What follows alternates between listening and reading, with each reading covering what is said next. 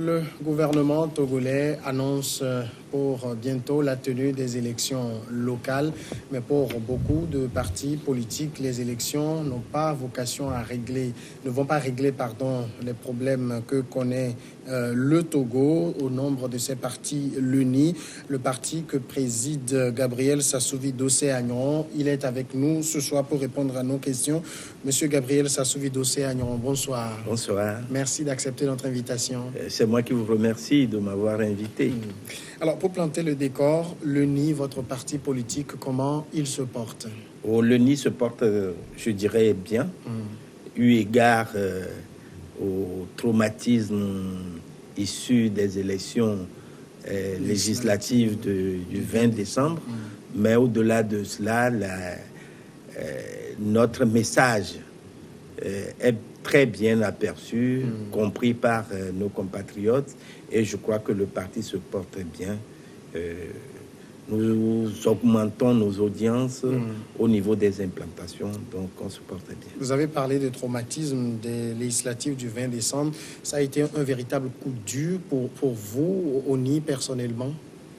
Oui, disons que nous avions cru que la CEDEAO allait nous accompagner pour arriver à organiser ces élections de façon transparente.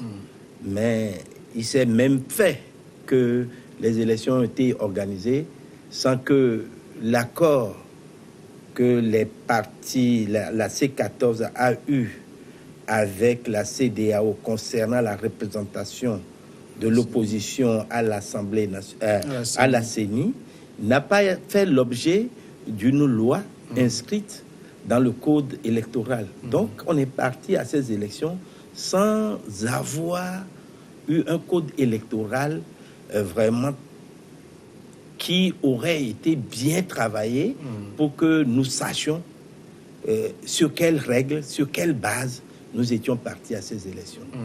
Et surtout, que le problème auquel nous étions confrontés, le problème de la crise togolaise, était lié aux réformes institutionnelles et constitutionnelles. Et la CEDEAO ne nous a pas aidés à faire ces réformes-là avant la date qu'elle elle-même a fixée pour ces élections. Si on fait le rapprochement avec les 22 engagements que le Togo a pris auprès de l'Union européenne, dans les 22 engagements, il y a un chronogramme. On sait qu'on fait l'engagement numéro 1, numéro 2, numéro 3. Et le 22e, c'est l'organisation des élections. Tout a été planifié. Or, au niveau de la CEDEAO, c'est une feuille de route dans sa globalité. Et la seule date fixée, c'est le 20 décembre, qui est l'organisation des élections législatives. Tout ce qui doit précéder n'a pas été fixé dans le temps. Et on comprend pourquoi la C14 ne pouvait pas participer à ces élections.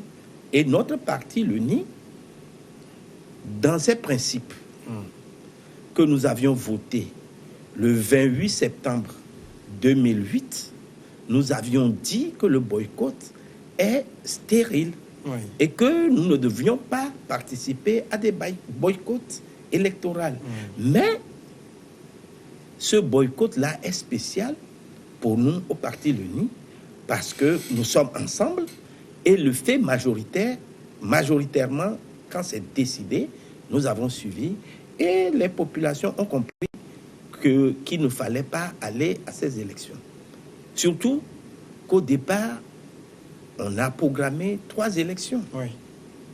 Les législatives, le référendum, les locales et les législatives. On a abandonné le référendum pour ne s'appuyer que sur les législatives.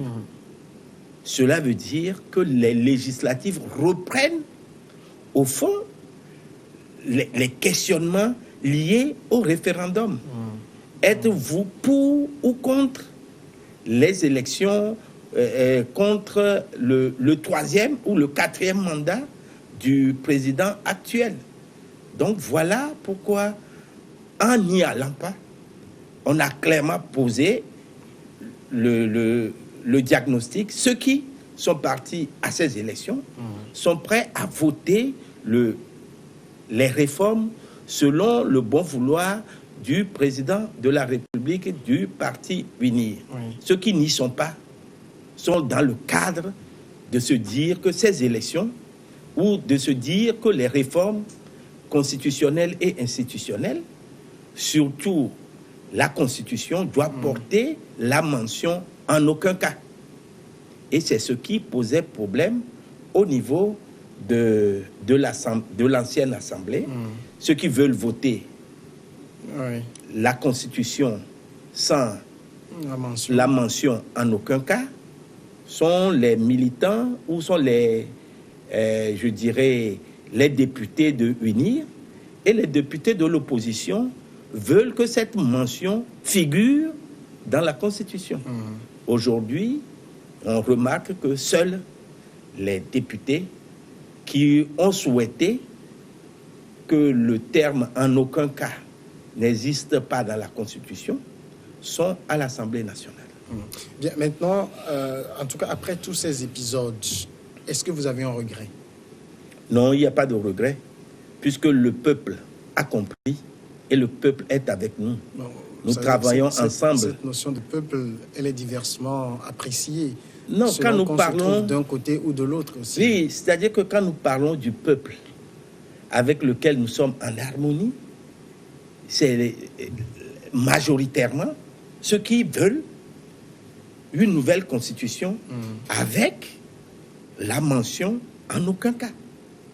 Donc, nous sommes en accord avec notre population, le peuple qui est dans la rue, qui a toujours été au combat avec nous. Oui. Nous sommes en accord avec ce peuple-là.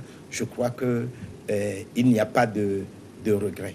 Alors, seulement que la CEDEAO ne nous a pas accompagnés pour que nous réglions la crise togolaise. Cette crise qui perdure trop longtemps. Cette crise, le président Eyadema, feu président Eyadema, a voulu régler la crise togolaise. Oui. Il a effleuré des pistes. Il a même créé le parti unique, le RPT, dans l'intention de régler la crise togolaise.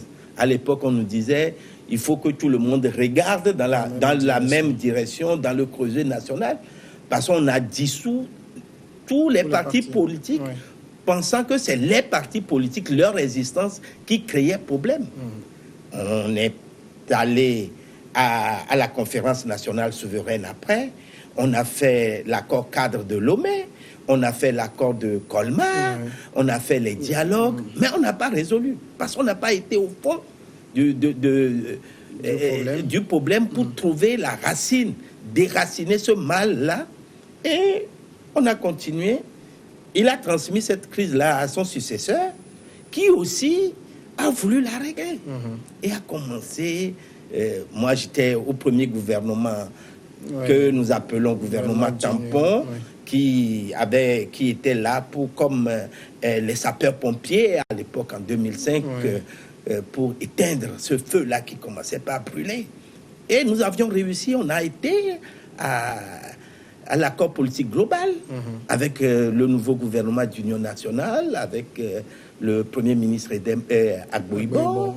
On a continué et il y a eu l'accord politique global, il y a eu la CVJR, il y a les dialogues Togo Télécom 1, 2, il y a même le CPDC rénové, et maintenant on commence par la réparation.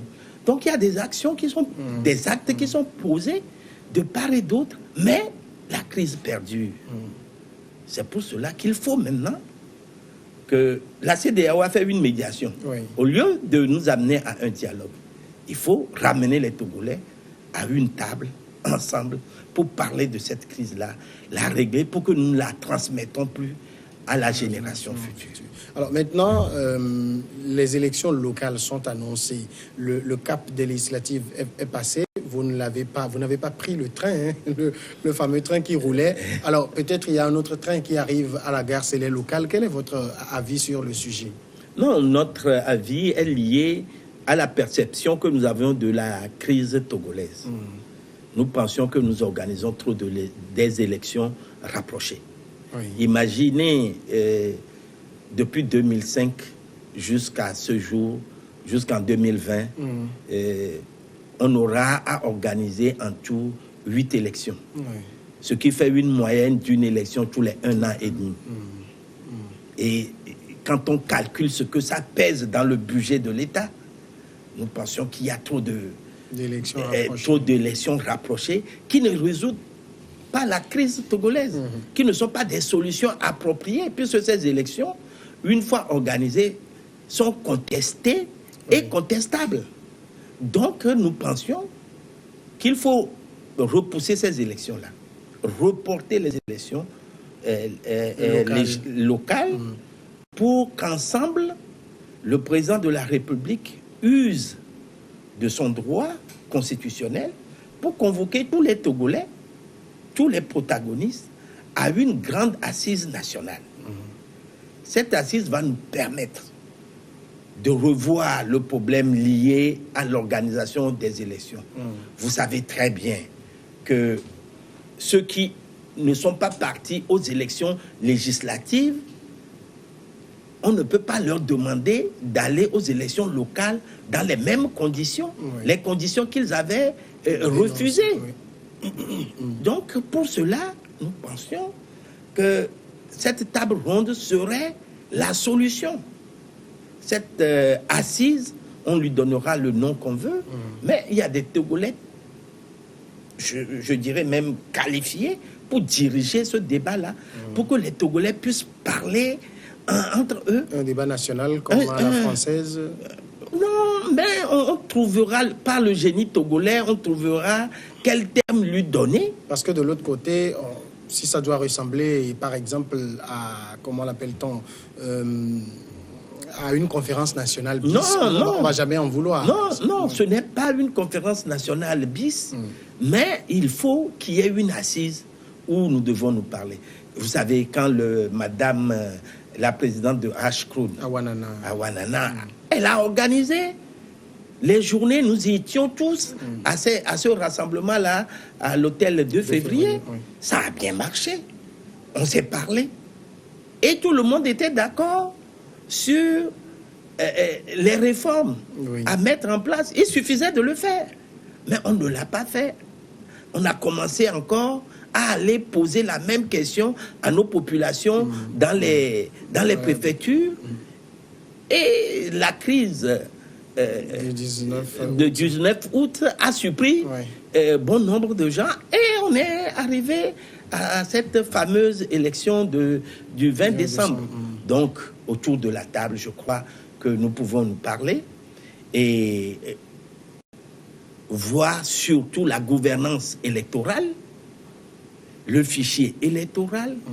Quand on aura réglé ce petit problème, ce grand problème, parce que c'est le problème fondamental de la crise togolaise, quand on l'aura réglé, et qu'on sait que l'organisation des élections maintenant, tout le monde va croire à l'organisation de ces élections, qu'elle sera transparente, que le résultat des urnes ne sera plus contesté, ce sera la vérité des urnes, alors on organisera les élections. Et nous, au Parti LONI, nous pensons qu'il faut organiser les élections générales.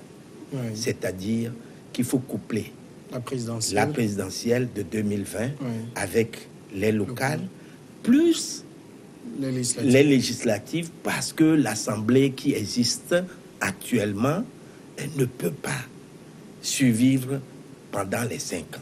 Elle ne peut pas. Vous saviez, le fond même de la démocratie représentative, c'est le débat contradictoire. Et le débat contradictoire, la démocratie débative, elle se fait, en l'occurrence, entre une opposition ou deux positions diamétralement opposées qui peuvent débattre. Actuellement, notre Assemblée, c'est, je dirais, c'est l'entre-soi. C'est ceux qui sont d'accord, ceux qui sont à l'Assemblée nationale. Et ceux-là, ils vont débattre le débat n'existera pas. Donc, le président a un droit constitutionnel qui lui permet de dissoudre l'Assemblée. Un an après l'exercice de parlementaire, il peut dissoudre l'Assemblée. Quand cette Assemblée aura déjà voté les réformes constitutionnelles et ce qui s'ensuit, et il va dissoudre l'Assemblée. On organise les 3 élections en même temps. Et ces 3 élections-là, je crois, nous allons faire beaucoup d'économies d'échelle, estimées à plus de 40 milliards. Et quand on voit le poids que les élections exercent sur le budget de l'État, nous pensons que ce sera une très, très bonne chose. Voilà la vision du parti LONI. Dans un premier temps, il faut un dialogue. Se mettre d'accord. Même la société civile avait demandé qu'on n'organise pas les élections législatives, les communautés religieuses. Et tout ce monde-là, on va les amener autour de cette assise, au cours de l'assise, pour parler exactement de notre problème, de notre Togo, du Togo que nous voulions bâtir pour la génération future. Mais vous savez également que, même si l'idée est louable, les dialogues ne semblent pas marcher, du moins avec les acteurs actuels. Ils s'asseyent, mais ne se parlent pas. Non, le dialogue a toujours marché. Le dialogue vous avez vu le dernier? Non, le dernier, ce n'est pas un dialogue. C'est une médiation. C'est une médiation. C'est une médiation. C'est l'option. C'est l'option de la CEDEAO qui a fait une médiation. Il y a une autre option qui a été le dialogue qui a accouché l'accord politique global. On ne peut pas dire que les Togolais ne se parlent pas. Moi, j'étais aux affaires à l'époque, j'étais en responsabilité quand on a commencé par négocier pour que les acteurs politiques puissent se parler. Il y a toujours des passerelles qu'on établisse, il y a des couloirs que l'on fait. On prépare l'assise. Et ça a été préparé, c'était une réussite. Oui, mais si on commence ça et qu'on veut se lancer dans un dialogue qui réunit les acteurs togolais, les acteurs politiques de la société civile et autres, peut-être même en 2020, on n'aura pas fini. Non, l'essentiel peut se faire. L'essentiel peut se faire. Avec la situation qu'on a, on a l'impression que les positions, et c'est ça même le président guinéen l'a reconnu, les positions sont trop tranchées. Non, c'est par rapport, les positions sont tranchées par rapport à la Constitution, c'est le terme en aucun cas, et le 4e mandat du président de la République qui pose problème. C'était ça. Donc, quand il l'a dit, et c'est pour ça que la dernière fois, le médiateur ghanéen dit que le problème de l'alternance concerne les Togolais.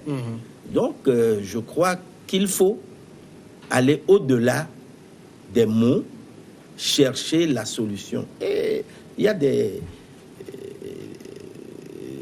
je dirais, des valeurs qui peuvent se mettre en branle pour ramener les Togolais autour d'une table. On ne peut pas dire que les Togolais ne peuvent pas se parler. Oui, c'est comme si, même après une guerre, ceux qui ont fait des guerres, après une guerre, les gens se parlent pour signer des accords. Gabriel Sassou-Agnon, est-ce que vous pensez honnêtement qu'avec les mêmes acteurs qu'on a, cette solution que vous préconisez peut être la bonne? Oui, c'est les mêmes acteurs qui avaient signé l'accord politique global. C'est seulement dans la mise en œuvre de cet accord qu'il y a eu quelques petits problèmes. Je dis petits parce que à l'époque, l'UFC ne voulait pas participer au gouvernement d'union nationale, prétendant que c'est l'UFC qui devait avoir le poste du Premier ministre. Maintenant que l'UFC a réussi à signer l'accord politique avec le RPT et que l'UFC n'est plus l'UFC d'antan qui participe à l'action gouvernementale. Je crois que les positions évoluent. Si l'UFC, son positionnement a évolué pour être ce qu'il est aujourd'hui, les autres acteurs, si on prend le CAR a participé au gouvernement, la CDPA a participé au gouvernement. Donc, la volonté d'être ensemble existe. Il n'y a que l'ANC qui n'existait pas. Ah oui, donc, si on reprend... Mais dont on connaît aujourd'hui la position qui n'est pas très différente de ce qu'était celle de l'UFC à l'époque. Oui, mais si on reprend les négociations, je crois que son positionnement aussi peut évoluer. Nous sommes dans une même nation. On ne va pas continuer à faire une tempête dans un verre d'eau et on risque de casser le verre. Est-ce que vous n'êtes pas un peu dogmatique? Non, mais c'est le Togo. Je pense au Togo, je pense à notre patrie. Et je crois que nous devons arriver à nous entendre. Vous savez, les pères fondateurs, les pères de l'indépendance, c'est pour cela qu'ils l'ont inscrit dans l'hymne national. Togolais, viens, bâtissons la cité. Donc cette invitation demeure. Mais il faut que les acteurs politiques se disent le Togo est notre affaire. Ce n'est pas à une personne, c'est à nous tous. C'est notre nation. C'est en cela que moi, j'ai cette foi-là qu'on pourra arriver à se comprendre et en pensant à la génération future, nous pourrions nous entendre et bâtir cette nation-là pour qu'elle devienne l'ordre de l'humanité. Alors, vous avez dit des choses qui sont intéressantes, mais j'ai entendu beaucoup de si dans vos propos. Alors, je vous demande, et si ça ne se faisait pas comme ça, si les élections locales avaient lieu incessamment, quelle serait votre position? Mais le parti, le NI, quand nous demandions le report, ça ne veut pas dire que nous, si on nous imposait les élections, nous irons. Si ceux qui sont aujourd'hui les responsables du pays ne trouvent pas qu'il faut faire une économie d'échelle, qu'il faut continuer à gaspiller de l'argent, le denier public, je dirais même l'argent du contribuable togolais, s'ils pensent qu'il faut continuer à le gaspiller et qu'ils veulent organiser les élections, le parti LONI va se préparer et ira à ces élections. Cela ne veut pas dire que nous sommes dans une dynamique du boycott. Je l'ai dit au début, que notre parti, de par ces principes que nous avions votés en 2008, que nous avions dénommé notre voix, de par ces principes, nous ne sommes pas dans une dynamique de boycott. Les boycotts des élections législatives de 2018, du 20 décembre 2018, sont spéciales. Pour le parti LONI, c'est spécial, c'est l'effet majoritaire. Et si il n'y avait pas un nouveau recensement, est-ce que vous avez votre carte d'électeur? Est-ce que vous êtes inscrit sur la liste électorale? Je crois que le ministre de la Sécurité, eux aussi, ils sont sensibles à ce point-là et ils ont pensé qu'il pourrait y avoir un moyen pour que les gens puissent s'inscrire. Donc, on attend. Ça a été déjà discuté, c'est ça? Non. Il a dit sur les antennes. Mais on attend comment ils vont appliquer... C'est la sécurité de décider de ça aussi. Comment ils vont appliquer cela. Vous savez, le gouvernement de notre pays, c'est quand un ministre de la Sécurité le dit, ça veut dire qu'ils en avaient déjà parlé avec le ministre de l'administration territoriale parce qu'ils sont tous impliqués dans l'organisation des élections et qu'ils en avaient parlé. Donc, il a dit peut-être pour rassurer l'opposition, peut-être avait-il déjà négocié cette histoire-là. Donc, nous, on attend de voir comment ils vont procéder pour que nous puissions nous inscrire pour avoir le fameux sésame. Ouais. Alors, vous avez suivi, par exemple, la dernière sortie du CAR dans un courrier après sa rencontre avec le ministre de l'administration territoriale. Pour le CAR, il faut que les réformes soient opérées avant les locales. Est-ce que vous avez la même position? Non, moi je crois que l'Assemblée qui existe fera les réformes. Rien ne l'empêche de voter maintenant, puisque l'opposition n'est pas à l'Assemblée. C'est l'entre-soi. Ils sont là pour dire oui à ce qui a été proposé. Ils avaient accepté cela avant d'aller aux élections et avant d'être à l'Assemblée. Et d'autant plus que le Togo doit rendre compte à la CEDEAO. Donc, nous sommes au parti l'UNI. Nous pensions qu'ils vont le faire. Il faut le faire avant les locales pour vous? Non, au niveau de la CEDEAO, je crois que le président de la République a donné gage aux facilitateurs de la crise en disant qu'ils feront rapidement les élections locales et en même temps, il avait dit qu'ils feront les réformes selon ce qu'ils avaient promis. Surtout que la CEDEAO, dans sa directive, voulait que les pays de la CEDEAO inscrivent dans leur constitution la limitation des mandats.